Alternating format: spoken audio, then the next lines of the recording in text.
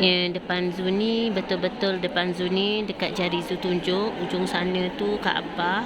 Itu yang tu Kaabah nampak dari sini.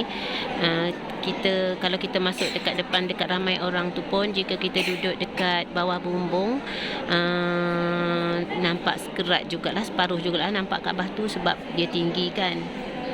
Kalau kita duduk dekat tawaf tu, luas sikit tu, baru nampak dia penuh.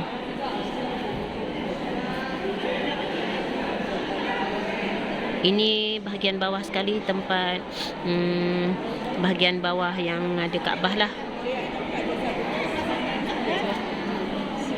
Okey, Haji Abdul Majid bin Zainuddin, pegawai haji Tanah Melayu yang pertama, telah mencatatkan pengalamannya dalam menunaikan haji pada tahun 1924.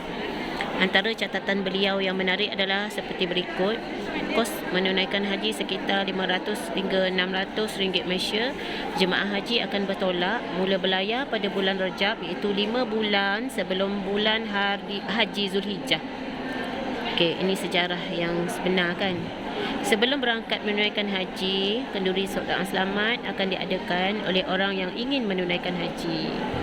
Ada 2 pelabuhan untuk berangkat ke Mekah, iaitu Singapura dan Pulau Pinang. Pelayaran dari Tanah Melayu ke Mekah mengambil masa antara 13 hingga 17 hari. Sebelum kapal sampai ke pelabuhan Jeddah, kapal akan singgah di Pulau Kamaran yang terletak sekitar 500 batu dari pelabuhan Jeddah terlebih dahulu untuk dikuarantinkan. Semua jemaah mesti mandi dengan air garam dan mereka mesti mencuci pakaian mereka dengan wap pembasmi kuman. Kapal laut hanya akan berlabuh sekitar 5 batu dari pelabuhan kerana pelabuhan Jeddah banyak batu karang. Dari kapal laut, jemaah haji akan menaiki perahu Arab yang dinamakan Do bersama semua barangan mereka menuju ke pelantar pelabuhan Jeddah. Jemaah haji akan dipimpin oleh seseorang yang dinamakan sebagai Syekh Haji, yang mana berhak bertindak sebagai mutawif dan pembimbing. Sampai di pelabuhan, barangan mereka akan diperiksa oleh kastam dan seterusnya mereka akan membawa barang-barang mereka ke atas kereta kedai lalu dibawa ke rumah tumpangan yang telah disediakan. Kota Jeddah kotor, berdebu dan sempit serta banyak nyamuk dan lalat. Di situ ada telaga besar sebagai sumber air dan air di Jeddah tidak sebaik air di kampung-kampung Melayu.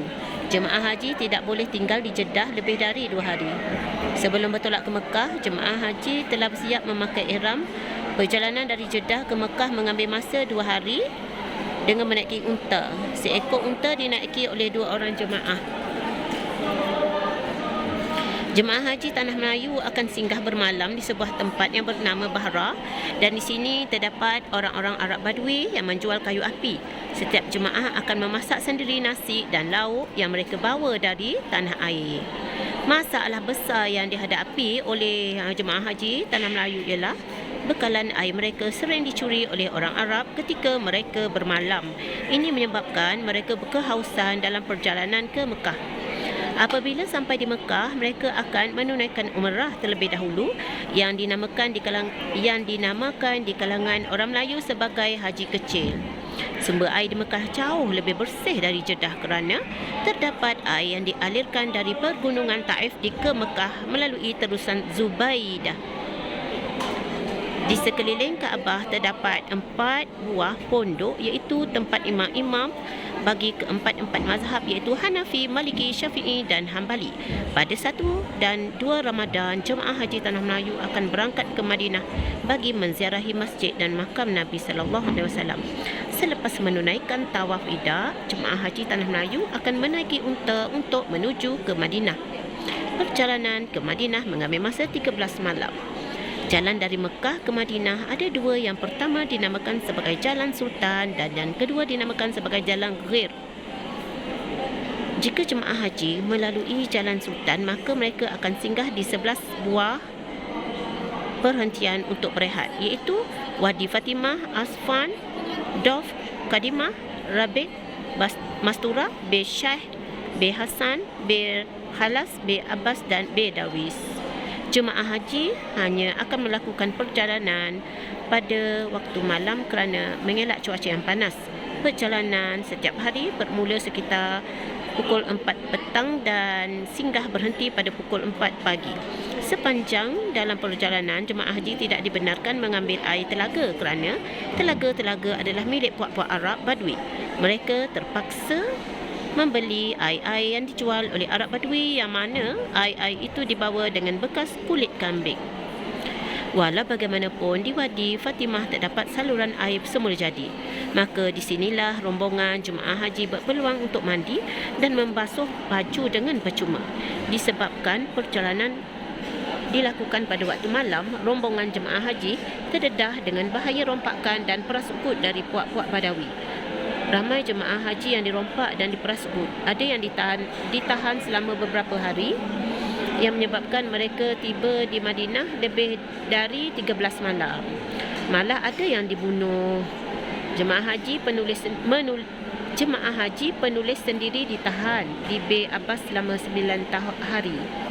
Semasa zaman pemerintahan Khalifah Uthmaniyah, perkara ini tidak berlaku kerana setiap rombongan jemaah haji akan diiringi oleh tentera-tentera Uthmaniyah. Ada banyak lagi catatan yang menarik yang dikongsikan oleh Haji Abdul Majid, terutamanya tentang peristiwa haji. Setakat ini dahulu perkongsian saya buat kali ini. Jika ada waktu, saya akan kongsikan lanjutan catatan kisah mengerjakan haji oleh Haji Abdul Majid ini. Betapa mujahadahnya nenek moyang kita dahulu mengerjakan haji. Itu belum lagi diceritakan tentang kesusahan semasa dalam